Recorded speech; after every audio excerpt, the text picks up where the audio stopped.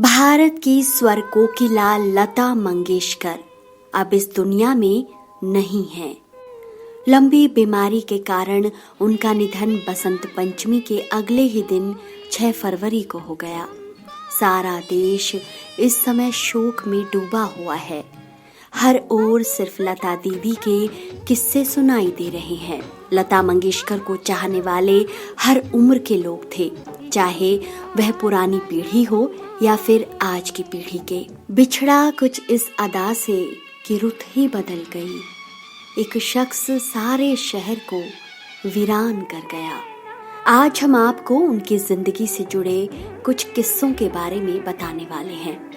कहा जाता है कि लता मंगेशकर ने कभी शादी नहीं की, लेकिन उनका नाम हर शख्स से अक्सर जोड़ा जाता है।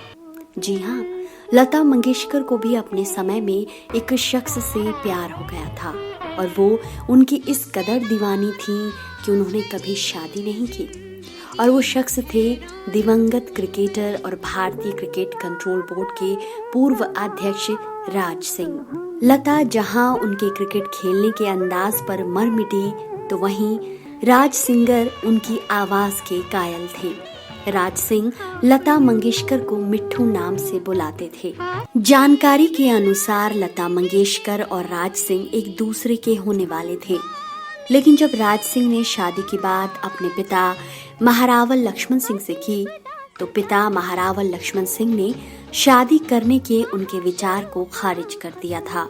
इसके पीछे का कारण यह था कि लता एक शाही परिवार से नहीं थी। ऐसे में ये रिश्ता टूट गया और दोनों का प्यार इतना गहरा था कि ना कभी लता जी ने शादी की और ना ही कभी राज ने किसी का साथ निभाया।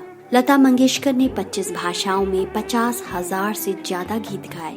लता दीदी के निधन पर हिंदी के प्रसिद्ध कवि डॉक्टर कुमार विश्वास ने भी अपनी भावनाओं को व्यक्त किया है। आइए जानते हैं डॉक्टर कुमार विश्वास ने श्रद्धांजलि देते हुए लता दीदी को कैसे याद किया है। स्वरलोक की माँ सुरलोक की महायात्रा के लिए प्रस्थान कर गई। हमारी मंगल ध्वनियों, हमारी भाव गंगोत्री को गीत करने वाला कंठ परम शांति की गोद में सो गया।